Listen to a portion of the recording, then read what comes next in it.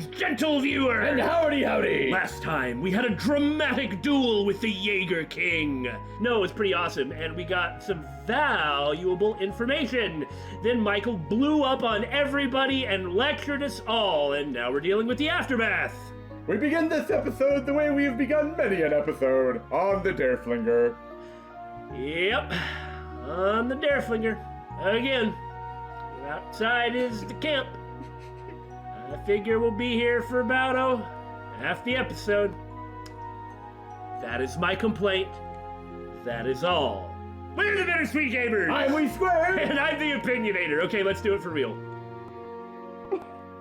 I didn't know that happened. Yeah, you and George really saved my bacon that time. Ooh, Angelica's bacon. I wouldn't mind some bacon. Well, it seems like things are going well. And no wonder, they haven't seen each other for a year and a half. Is that Reen I sense lurking out there? Oh! No, it's Michael. Oh? Why don't you come in, silly? Looks like I underestimated you. Angelica, that's my thing, sensing people's presence. Well, Laura can do it too. And Gaius, and actually a few other people can. Well, as far as protagonists go, it's pretty much them plus Sara and Angelica, right? Yeah. It seems like you've really been sharpening your martial arts skills, huh, Angelica? Yeah, I went and visited a bunch of different schools that have connections to Taito. I think I've pretty much packed my head full of kung fu by now. Wacha! No wonder, your movements are so sharp now.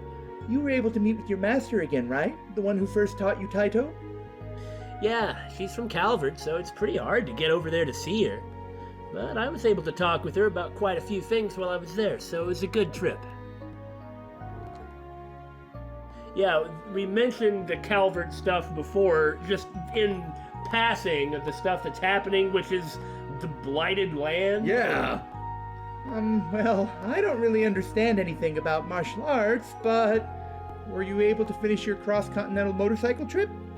Nah, I haven't been able to hit everywhere just yet. I went around the Burl and Remiferia, Ored, Lehman, and Arteria, and from there I was able to make it to the central eastern part of the continent, but eastern Zemuria is kind of a tough nut to crack. Eastern Zemuria? I've only heard stories. Yeah, we haven't even heard that. It seems like the desertification has gotten worse, and there's less and less land where people can live. That's why there's been such an influx of immigrants moving into Calvard. Now, that makes sense, actually. I hadn't really thought about it like that, but there's always been this horde of Easterners passing west, and that would explain why, like, those types of pressures. Well, hold on. You're saying a part of the country is slowly eroding and the ground is becoming barren and lifeless? I'm just saying, there may have been another part of Zemuria where something of a similar nature has happened. That kind of started rather dramatically with a giant pillar of salt. Right, I'm just saying there might be something related. No, there might be. Actually, Master Ka-Fai, my teacher, is there right now. Oh, is that so? Just what I'd expect from the founder of the Eight Leaves One Blade School. I asked a local guild branch out there, and they said it'd take me half a year to get to the east by land. I was worried about what was going on at home here too, so unfortunately I had to give up on heading that way. Master Ka-Fai said something similar in a letter he sent me. The dragon veins are nearly depleted. Those were the words he used. It seems like they have a lot to deal with over there too. If the Empire wasn't in such a state, I would have loved to go there and help myself. I was actually talking about this with George too. If it's even possible to use our technology to support Eastern Zemuria and stop the desertification there. Once things are finally settled and done here in the Empire, it might be something for us and all you guys from Class 7 to look into. That way we can all cameo in the Calvard games, huh? Angie. Remarkably broad-minded. It's nice to hear. You truly are something, Angie. But you're right. We've gotten help from a lot of people from other countries. That's true. So someday, we have to make sure we're not just contributing to the Empire, but to the entire continent of Zemuria. Yeah. Now you're getting it. You gotta dream big. You're all Zemurians where it counts. After that, Reen, Toa, and Angelica all reminisced about their school days together. Once they'd finished their trip down memory lane, Reen bid them goodnight and left the room. I had said I could use one of these. May as well get around to it then. Come on, Reen, it's time to cut loose. Oh God, not again. 96 Speary. What's the matter? Can't sleep? Well, not exactly. It's just that there's so much going on. I need to sort all my thoughts. I know how that is. Hey, Reen, how's about you have a little drink with me before bed? I keep saying I'll invite you in all the previous games. Now's the perfect chance to actually do it. Sometimes a little room to breathe is all you need to sort yourself out. Here, I'll pour you a bit. This stuff will really kick you in the teeth, so you should probably just dip your tongue in it to start out. Oh, what's that? Shochu? Glut, glut, bleh, thud. Ah, you weren't kidding. It's spiritus, liquor from Northumbria. Said to be the strongest drink in the world. Guess it's kind of hard to get much stronger than 96% though, huh? How are you alive? Oh, it's vodka. Oh, okay. If I'd have taken a normal sip of this, I'd already be on the floor. You don't drink very much, is the thing. But the stinging on my tongue is turning a little sweet. Right? I knew you'd be able to appreciate it. That's your taste buds dying. Never thought the day'd come when I'd get to talk with you over drinks like this. Like Billy said, you've been inviting him for 2 games straight. And now he's old enough so they can do it. It actually is a really nice thing to think about. That new Class 7 of yours? They're a good bunch of kids. Yeah, they still got a long ways to go, though. I'm struggling as an instructor, too. I just wish I could guide them a little better. They're all pretty unique kids, just like you guys were. If I remember correctly, instructor, the way that you were able to resolve that was to ignore us. But I know things will work out for you. I mean, come on. They were all so worried about you, they ran headlong after you. I'm sure they had a bit of a push from a certain someone, though.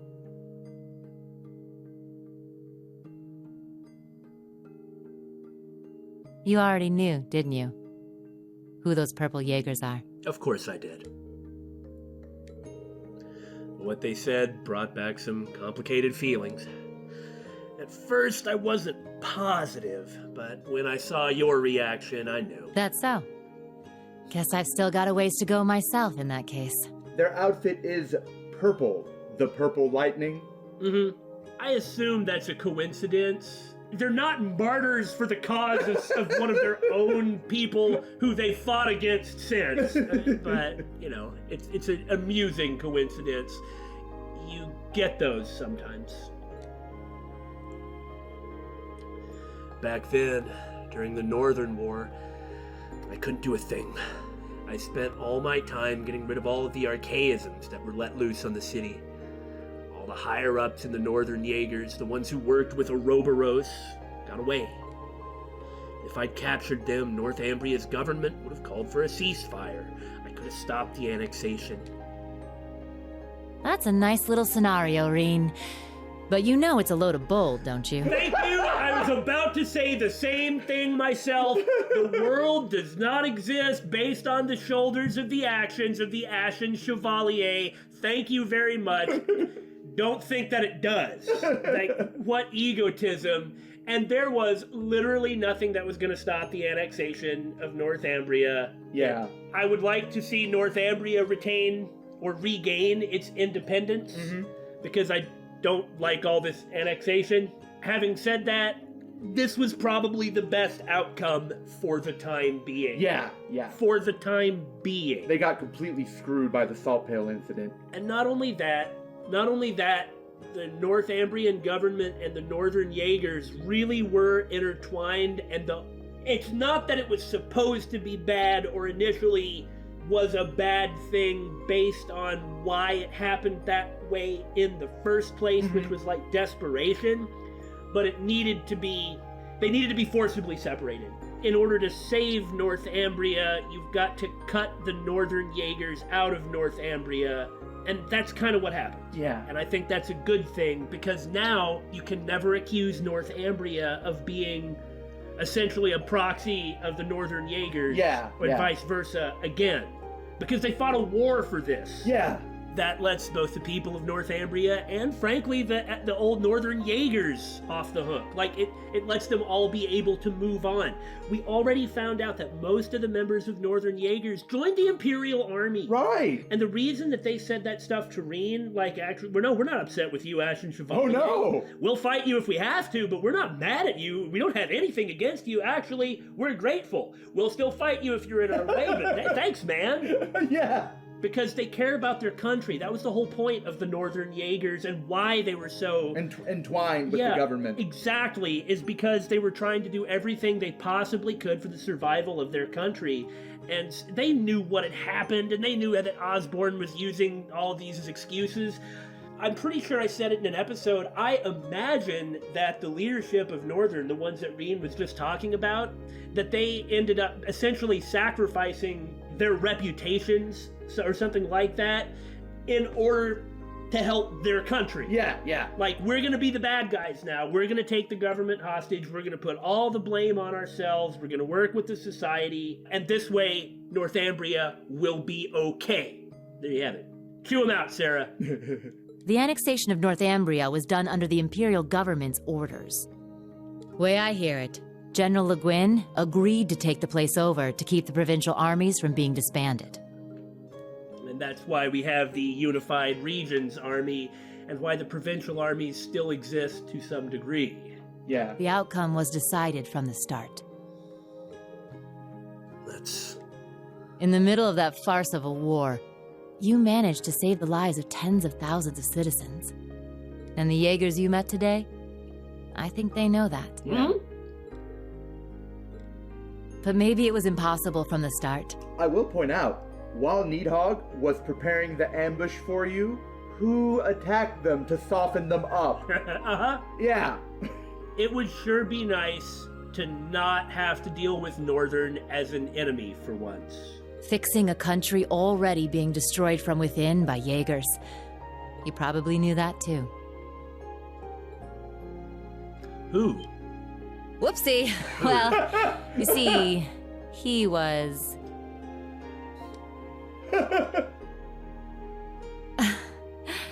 He was my first love. Oh ho? We've heard little bits about this. Very little. Really? Well, actually, he was the closest thing I had to a dad. Hence why she likes older men. Makes sense. Way back during the Northumbrian disaster, when the salt pail covered so much of the principality in a storm of salt, a man took in an orphaned infant. He was a former colonel in the army, and one of the people who founded the Northern Jaegers. As soon as I was old enough to understand anything, I knew that Jaegers who came back with foreign currency were considered heroes. The man who raised me was one of the leaders of the Northern Jaegers, the heroes of our homeland. I looked up to my dad more than anyone. Wanting to be just like him, I joined a juvenile Jaeger Corps at the age of 10. Goodness, a juvenile Jaeger Corps? That's ridiculous. What were they for? What did they do? After a few years of harsh training, I was admitted to the main corps at the tender age of 13. For training. All right, that makes sense. It was there that I experienced my first real battle. It was hell. A field of death, where lives are tossed aside to satisfy someone else's desires. There I lived, smoke and blood painted across my body. And there I stayed, eventually becoming the Jaeger known as the Purple Lightning. But after a while, it reached a point where I couldn't take it anymore. When I was 18, I was assigned command of a squad. We had a mission near Erebonia, fighting some proxy war on behalf of the nobles. The enemy was Needhogg. My squad was destroying them, but just when we thought victory was ours. Our efforts to avoid dragging any civilians into the fight left us open to a counterattack. We got hit hard. And then my dad showed up and saved me. This is actually very similar to why Randy left Red Constellation. In his case, it was his best friend. Even though he was serving as the commander for the entire Corps, he came to our rescue and suffered a fatal injury for it. Do you see now? This is the fate of all Jaegers. You must think long and hard on whether you wish to continue down this path. It could have been because he was once part of the Principality's army, but he was quite the gentleman. Now that I think back, he never seemed to like the fact that I became a Jaeger. Anyway, he left me with those final words and passed away in my arms. I screamed and screamed until my voice gave out, until I passed out from utter exhaustion. When I woke up, I was in an Imperial Army camp.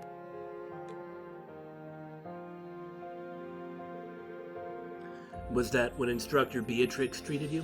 Yeah. Apparently they were there to check on the damage caused by all the Jaegers fighting. Neidhart and Mueller-Vander, who were both second lieutenants back then, were there too. They told me the battle had been over for a while, and all my comrades had already packed up and left for home. Hadn't even thanked them before rushing back to my hometown. And what greeted me when I got there were celebrations and congratulations from my friends and the townsfolk. We had lost my father, but we won the war we were hired for. The nobles had given us an enormous pile of Mira. That meant we wouldn't die of starvation during the coming winter. I was relieved, but my tears just wouldn't stop. Goodness. In order to save my hometown from poverty, I covered myself in the smoke of war and the blood of innocents in foreign lands. Seeing the smiles on the faces of everyone in town and knowing the cost cut me deep. It was right then that I decided to quit being a Jaeger and leave my hometown. I joined up with the Bracer Guild, knowing I could put my combat skills to work and make some decent Mira if I hit A rank. That way I could send some money back home. Money that wasn't stained with blood. Money that was gained from helping people. Yeah. Perhaps not entirely dissimilar.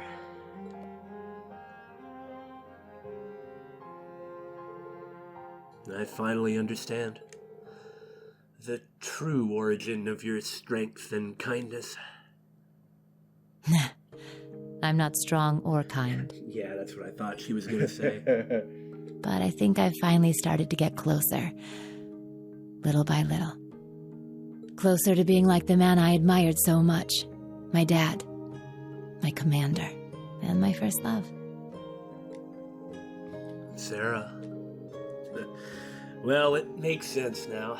No wonder you fall for all the silver foxes. Yeah? No getting around the fact that I've got myself the daddy of all father complexes. I approve. But, lately I've found myself attracted to some younger guys. Please leave me alone. Please leave me alone. Ah! You got me talking too much. You don't watch yourself, you could make a real dangerous womanizer. Well, with that, I bid you good night and sweet dreams. Okay, that was one of the best scenes in this game so far. I agree. I have nothing to add. That was fan-freaking-tastic. You just don't get very much of her past or herself in the first two games. You get a little here and there, but especially if you do her bonding events. But yeah, but this right here just kind of makes it all come together and connect. yeah, especially the timing of it. Thinking about Northumbria. This wasn't all some dream, right? Ah, well. I'll just assume I've been tricked by fairies on the eve of the summer festival.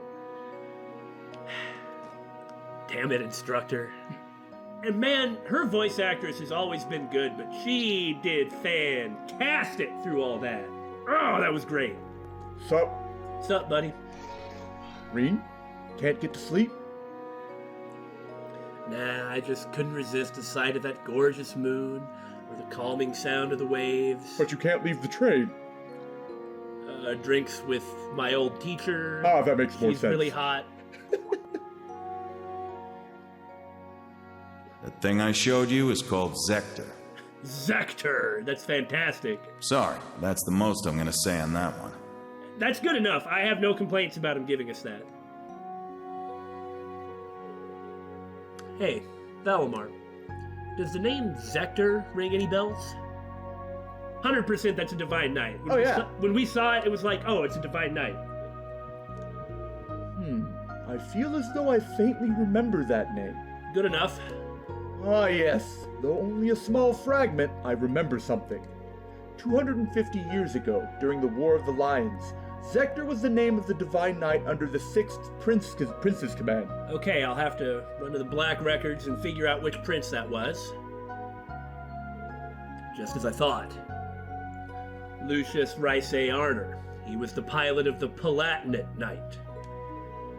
No, he did not pilot the knight. The actual Awakener was the leader of a mercenary group hired by the prince. Is that so? What? I just made the connection! I can't remember which prince Lucius was, but the Awakener... Of Zector was a leader of a mercenary group. Huh. He was a crafty individual, but he lent the prince his power. I see. So there's even a parallel between him and the Jaeger King. But wasn't the Palatinate Knight destroyed by the Vermilion Apocalypse? Correct. As such, it's difficult to say whether the one you saw was the same one or not, but as long as the Black Workshop and the gnomes are involved, we can't rule anything out just yet. Can they even be destroyed? Will they kind of come back? Like over time, perhaps? But like you said, who knows? Yeah. I wish I at least knew whether they're friends or foes. Why do I have such messy relationships? Just because they're working against Ouroboros does not necessarily mean they're on our side. Then there's Veda. We'll simply need to pay close attention to their actions. If you come across any new facts, be sure to let me know. I may recall more information. Can do. Thank you. Oh, alright. Just go on and do your thing. Just leave me all here by myself. Alone. Is there something you're trying to tell me, Valimar? No, it's fine. It's fine. Okay. And that should just leave a certain RMP couple? Question mark. Why are you... Something like that. So what are you wearing? Shut up! Is there someone outside? Those voices don't sound like students. In fact, it sounds like Michael and Claire. Hooray! Oh, is there anybody in here? But who's running the train? It's not going anywhere! So? You don't sit in your car when you're not driving it, do you? Okay, I can accept that logic. Very well, very well. It seems like there's someone there. Should I check? Why would I say no? Right? That's enough, Claire. Though you have the Chancellor's protection, your actions today are only going to come back to bite you. Kind of is about some of the stuff I was talking about at the end of the last one. You don't understand, Michael.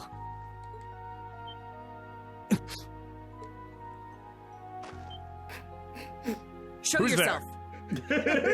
Well, Reen did the right thing by stepping away because it was like, I'm not trying to listen. That was careless of me. I was just so shocked. Forgive me. I didn't mean to overhear. I'm trying to leave now. Reen.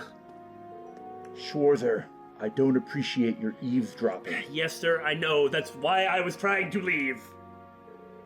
I've said my piece, but I advise you to really think this over. Unless you want what happened 10 years ago to shackle you forever. What does it have to do with the loss of her family? I don't want to think about the implication. Well, no. I have no idea what you're saying with that. I mean, how is what happened to her family 10 years ago related to this? Like, what bad decision is she making based on that? Oh, here. Okay. Like, frankly, I'm very supportive of her, but anyway.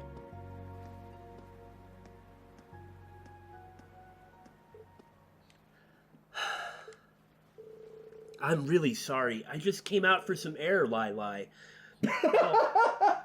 I've got an early morning tomorrow, so I should probably... Reen. You're not getting away that easily. Can we talk just for a little while? I want to continue our previous conversation. This is an eventful dang night, isn't it? Oh God, something horrible's gonna happen, isn't it? And we might as well do so in the light of the moon. Well, of course something horrible's gonna happen. Don't forget all of the positive vibes and good feelings that we've been getting all over the place. And now there's kind of like resolving the pasts of several characters. And half the cast is about to die or something. That will not happen. Of course, you can tell me anything. I would be so shocked if something like that did happen. Like if a lot of people just died? Yeah. Michael Major Irving is my cousin. Ah, okay. He was born Michael Rieveldt. I see. You two do seem rather close. Wow, he's a perv for always asking you what you're wearing. We were, once. But 10 years ago, he took his mother's surname and abandoned the name Rieveldt. It was after I had the man who took my family away executed. That man was my uncle. His father. Ah. What happened? Trails of daddy issues. Perhaps you're familiar with the Rieveldt Company? They're known for making musical instruments. Well, they were originally located in St. Arc. Right. My father was the president, and my uncle the vice president. The company was doing well, but more importantly, our family was happy. Look at cute widow Mike! No, that's her brother, I mean. Still. Until an horrible car accident. There weren't many of them on the roads back then. A stolen truck crashed into us. Then its driver disappeared into the night. In the end, they never found him. It became a cold case. My parents and my little brother died in that accident. But by some miracle, I survived, and my uncle's family took me in. After my father's death, my uncle took control of the company. Though I was grateful to him for taking me in, I couldn't help but ask myself, why was I the only one to survive? Soon after that, while looking through my father's things, I found the account books. Flipping through them, I noticed something strange. The Rieveldt Company prided itself on offering high-quality, carefully crafted instruments at an affordable price. But certain entries showed unbelievable spikes in profits.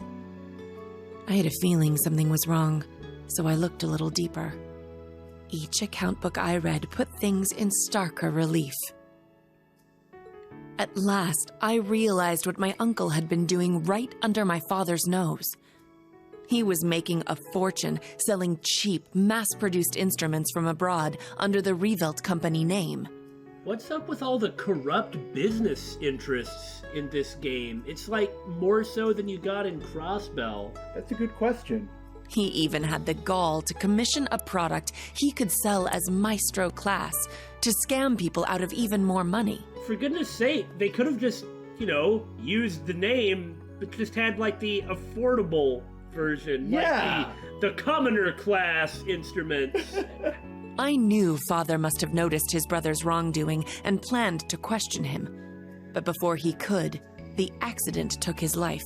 For God's sake, killing your family over branding concerns? That's ridiculous. This is the dumbest crap that is unbelievably terrible.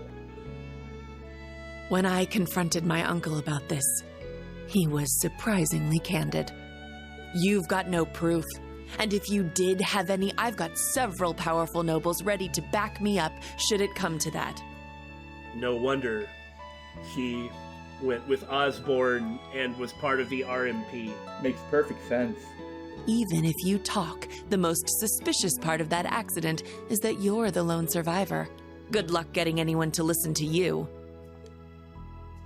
I was angry, yes. But more than that, I was heartbroken. I didn't know what to do with myself. Until he showed up. I was a friend of your father's in military school. I thought the accident seemed peculiar. Do forgive me for allowing you to suffer for so long on your own. Somehow, he knew the truth behind the accident. He's a man who knows many things. I wonder how he knew. But the fact that I knew took him aback for a moment. Until he said, You have a gift, enhanced cognition. It allows you to grasp every detail, great or small, of any given situation in an instant. It must have awakened during the accident. It just like what happened to Tio Plato and to Ren Aworth. Like the ability to sense higher elements and like life form, or like living things, and it could be somewhat related. I've always, when speaking about this topic, pushed the supernatural aspect, but the supernatural aspect isn't the only thing that you get, and that's... She may not have had it pushed to the point... okay. ...where supernatural abilities awakened, but the thing is, both Tio and Ren are super geniuses, especially at things like mathematics, which is something that's been applied to Claire, that she's a math genius. It's that trauma leads to this ability, and then the next step of the ability, which you kind of get when you're tortured under horrible duress, which is much worse than what happened here, is the supernatural stuff. Okay. How fascinating. I was going to mete out the murderer's punishment myself, but I've changed my mind. You have the means and the ability. Why not use them to avenge your family? How cruel. Making her do it? I was petrified when I heard this, lost. All I could see were the smiling faces of my parents and my beloved little brother. What a horrible thing to do. You can't force someone to get vengeance on their own family on behalf of their family. No wonder she's so freaking messed up. No wonder she's so shut off and icy. And always questioning everything, never sticks up for herself. That's when I decided to take His Excellency's advice. I gathered every last scrap of evidence I could find against my uncle. It would be one thing if she chose to do this on her own. But she was pressed into it. Maybe not, she wasn't forced to. She wasn't pressed into it. Osborne was testing her. Strongly incentivizing her to do it. Just don't feel comfortable with that. It's manipulative, which is what he does best. Yeah. Then thinking about Michael, so his father was the person who did this, and I mean, he has nothing to do with it, of course. And right, and he doesn't seem to harbor any ill will towards her for it. He was able to move on just fine. In fact, he's concerned for her. Maybe that hardness that he has and the by-the-bookness that he has is entirely a result of this incident, which was surely just as traumatic for him as it was for her. Because his father was so corrupt? Well, not only that, but he was close to Claire. I laid everything bare. The plot, the motive, the cover-up, the perpetrator. I had too much evidence to be silenced. I made my voice louder and louder until it reached Marquis Higharm's ears. Soon after, the nobles protecting my uncle stepped aside. My uncle's judgment was swift, harsh, and fair. He was put to death for his actions. I had my revenge. Leave it to Higharms to not ignore this stuff and deal with it well. Yeah. But it came at a price. I lost my family and my hometown. As soon as the company was in my control, I gave the rights to a longtime employee. all so I could enroll in the military academy suggested by His Excellency. All so I could enroll in Thor's. Claire.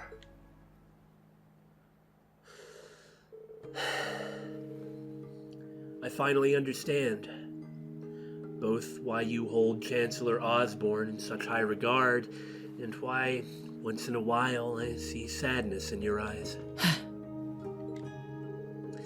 And it seems to me like Major Michael is worried about you. His tone may have been harsh, like it always is, but it came from a place of concern. You're right. It was sheer coincidence that we both joined the RMP. But he's always looked out for me, both as a superior officer and as a colleague. Not that I've ever felt like I deserved it. That's the thing. That's what I was saying. I get why she holds Osborne in that regard, especially now. That makes perfect sense. What she did was good, and it was impressive. But Osborne's doing this, like inviting Claire or like testing Claire, ended up leading to her just hating herself forever. I suppose you could say she would have without getting this closure, but what closure? What'd she get? Well, I mean, she did get justice. It's not like she went after her uncle and gunned him down. She worked in the system and rooted out corruption. Yeah, absolutely so. Not that I'm sticking up for Osborne's mind, but just because something good came from what he did doesn't necessarily make what he did right. Nobody does everything all good and all bad or anything like that. I feel like Osborne should have done it himself. It was that I could have done it, but I want you to. I guess that maybe gave her confidence, but it also took her confidence away. Maybe not. Maybe it ended up unparalyzing her, but the way she acts, she's got problems. But would those problems be any different if she hadn't done what she had done? Hard to say. Would she just be a normal person somewhere with the same problems? Maybe. And so maybe the way it is now is actually better, but the point is that it is sad, and that Osborne is kind of a dick, even though... It's still suspicious that he knew. That he knew! Yeah, he knew. That's suspicious! I gave in to my desire for vengeance and mercilessly sent my own uncle to his death. See? 10 years ago, my aunt and my cousins cursed my name as I robbed them of the man they loved. I imagine they must still hate me for what I did. I don't think so. Not exactly. At the very least, it's clear that Major Michael really cares about you. Everyone who knows you well, even Instructor Sara, who isn't your biggest fan, respects you too much to hate you. Of course her family is going to immediately react like that when someone they care about dies. They haven't processed it yet either. Milliam and Major Lecter, Elise and Princess Alphen, Yuna, the original Class 7, and me, of course. We all hold you in the highest regard. Reen. You really are too kind. Poor Claire, she really is a lot more broken than I ever thought. To be perfectly honest, you remind me of my brother. What was his name? Emil. His name was Emil. Yeah, Michael mentioned that before. If he were alive, I think he'd be about your age.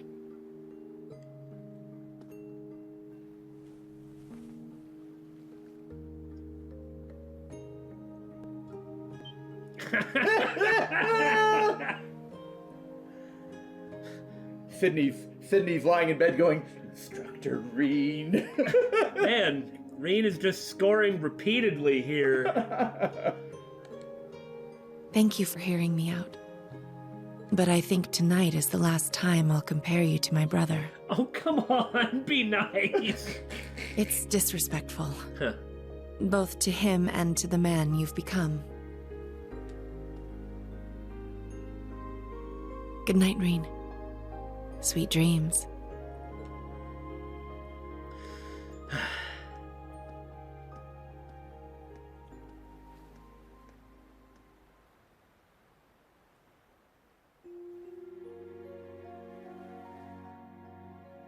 Yeah. Oh my god, what a day! Oh, should I have kissed him too goodnight? It's fine, Valimar. Can you do that? In all seriousness, I'm not sure what the way out for Claire is. I suppose it's acting in a way that she doesn't feel ashamed by, which appears to be what she's doing so far in this chapter. Yeah, she's been looking for info outside of her duties to help everyone out. Come on, RMP, let's help out the Unified Regions Army, which is one of the best things you could do in this dang country. And, you know, earlier in the game, she's getting more and more uncomfortable with Osborne. But the thing is she may have been uncomfortable with Osborne this whole time. It's very possible that she noticed the odd things, such as him knowing about it, and just hasn't, like, either confronted it, or it's been that niggling doubt that she's always carried with her towards it. Because, as has been pointed out, she is very observant and good at gathering details. Yeah, that I know about the truth, too, was given to us immediately after Osborne discussed enhanced cognition. However, I don't think that was a slip-up from Osborne. No, of course not. He was also saying... He's testing everyone. Yeah, use that enhanced cognition to figure out why I know about it, too. Hell, he keeps Rufus around, and Rufus clearly seems to be like, one day I will surpass you. Yeah! Yeah, you know, that's a good point. It's like he's cultivating people with the intent to take him down. That's kind of what the Ironbloods seem to be, isn't it? Well, and also Reen, really.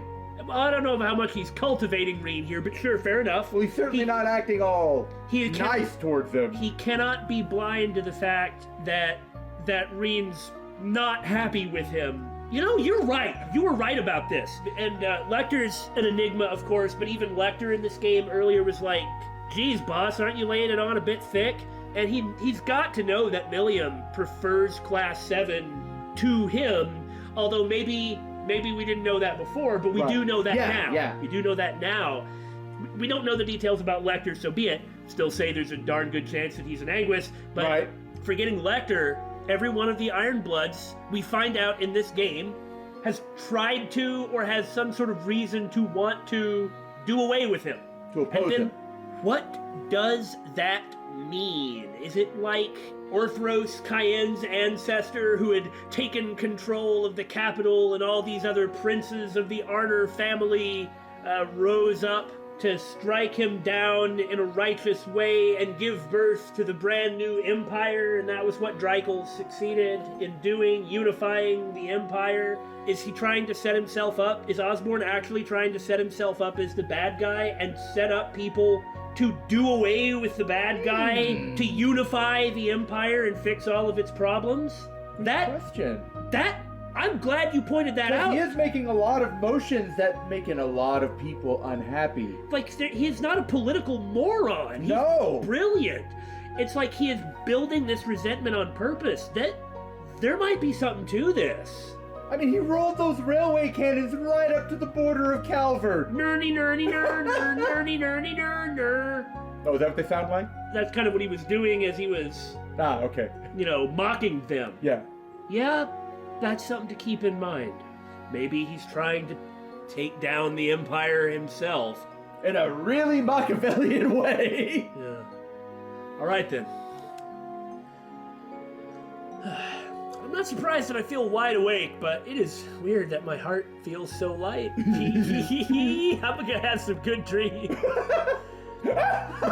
I get the feeling I'm gonna sleep really well tonight. Better head back to my room. Hell, look at Crow. You know, that is a good point. That is a good point.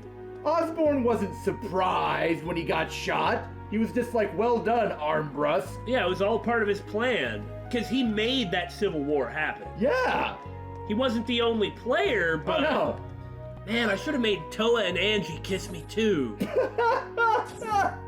Randy would be like, Schwarzer, I hate you. This is truly an honor. This is truly an honor. This is truly an honor. Here, a reward. Here, a reward. Hopefully this is better than the Gold Star one. I was none too impressed by that.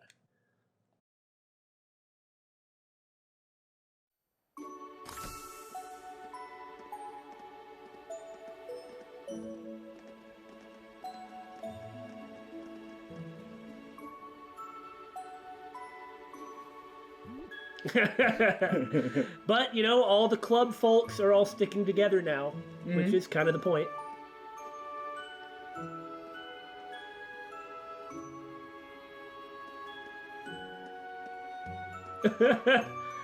What's wrong? No, Leonora's running too, so it can't be that bad, but...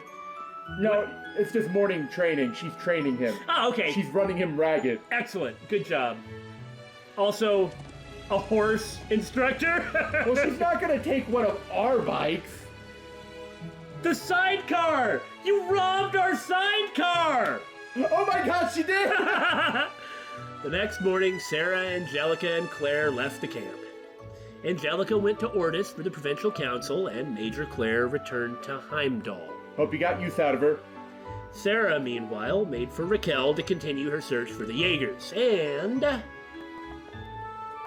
What? Are you telling me the range for today's missions is the entire area we went around yesterday? Yep. I received the requests for our second day from Brigadier General Wallace. Time to hit those highways, talk to everybody that's ever lived, and do all these quests. Oh, God. They know what's going on with the Jaegers, so there's no need for us to investigate that any further. Let's check out the requests, do our patrols, and see what's going to happen today. Understood? The tasks on the second day have usually been fairly exhausting, but it's nice that this time appears to be more normal. Yeah, for real. Except for the greater area, but... First our camp gets ambushed, then the tower gets attacked. Well, we certainly won't be able to let our guards down this time either. Was he expecting that Raquel or Ortis is going to get bombed? Or it's going to be the Imperial Provincial Council? Of course! They're the ones who are going to be attacked. Let's make the most out of this lull and knock out as many of these requests as we can. We can use the bikes to get around, so we should have plenty of time. Very well. Let's see what requests we have this time. There's so many! What do you mean semi-required? Huh. I don't know what that means. Maybe we just have to do one or two and then we're done. We're gonna do them all anyway. Right. North Long Dot Canyon Road. Is it the Giga Murder Dong? It's gonna be the Giga Murder Dong, yes. Oh yeah! I don't want to fight a giant perking dong. I don't want it to tremble when it's excited. Oh, sweet. Mock battle. Awesome. This will be awesome. I'll humiliate the crap out of them. You hope. Yep. And time to confront the evil Hugo Kleist. Or at least his company. Huh? This one seems kind of weird. A gigantic monster that appears and vanishes suddenly. Could it be? It reminds me of the cryptid we encountered in Crossbell. Yeah, let's check it out if we have the time. It's near the valley. Maybe I should contact Sara. This other one's a training request from Uno Naval Fortress. It would appear we'll be practicing against Provincial Army soldiers. Sounds like my idea of a good time. They're supposed to be pretty good, yeah? We'll find out. I guess we can ask them about yesterday while we're there, so I'm fine with that. Looking at all our options makes it difficult to decide where to go first. Yeah, but there's no rush. Take your time. All right. With that, day 2 of our Special Ops missions has officially begun! Yeah! Yeah! Yeah, I was right. You just have to complete 2 of them, but... Why? Why wouldn't you just do them all? Why? I don't understand. Someone explain to me! Hello? Hi. Why do I set myself up for that? You will never understand how much that bothers me out there, guys, okay? It's like, but I've known Billy for many years. And as long as I have been alive, when I see something interesting, I say, hello, or something like that, right? I say it in a way like that. And Billy has always responded to me for years, hi. And so every time he does it, it just drives me crazy. It's not fair. You're not fair either. I hate everybody. I didn't think he'd gone this bad. Leonora? What's wrong? That was a pretty hefty sigh, and then one of those cryptic he. What? Well, you did do that. Is there a problem with someone you know? Yeah, actually, an old comrade of mine from the same escort fleet. He's 7 years older than me and was part of our special attack force. His name's Herman. The escort fleet special attack force? Yeah, in terms of his fighting skills, he was always a notch above everyone else in the group. Apparently he's doing some security work somewhere now. What about it?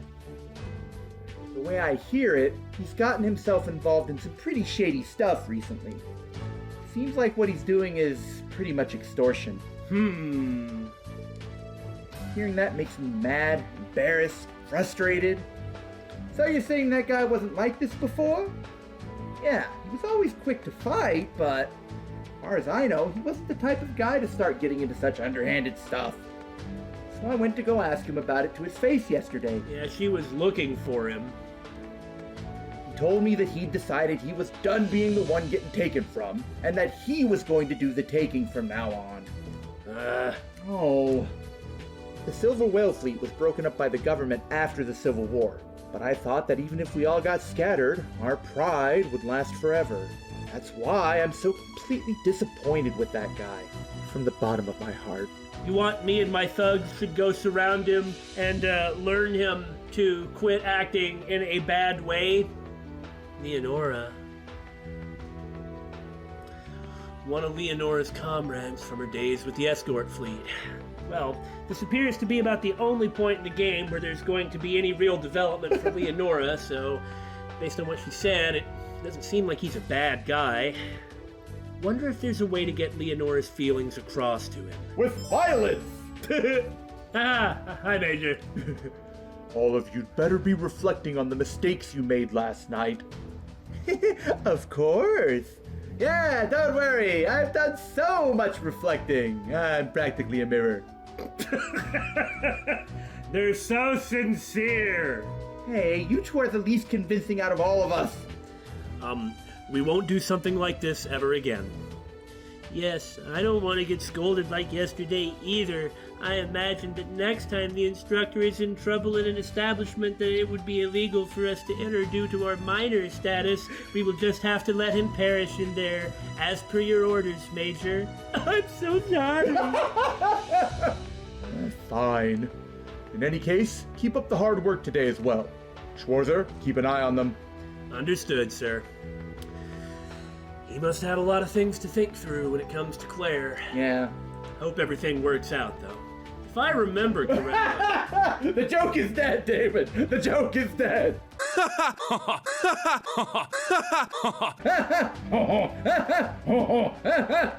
Help me!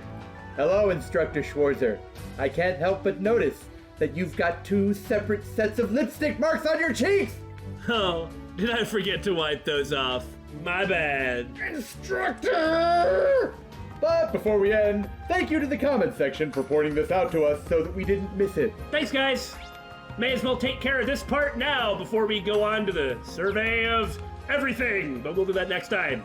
So, what is it over here exactly? What the? A person hiding behind a rock. All right? Buried treasure? Haven't we done this in one of the other games? I think one of the skies had us looking for buried treasure. Okay, you don't want to hurt your fingers. That makes sense. Why didn't you bring a shovel and gloves? Oh, we really dug up buried treasure. Hooray! And we get to keep part of it because we did the digging. What's in it? Oh no. Yup, just like in the Trails in the Sky series, there's another chest. Wealth, fame, power.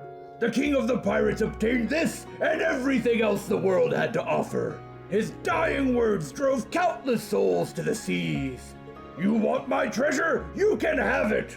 I left everything I gathered together in one place. Now go and find it. Just call me Quest D Guy. Right. Well, on that piratey note, I suppose we're done for now. Next time, we're going to try and blaze through everything in the second day as fast as we can. Wish us luck.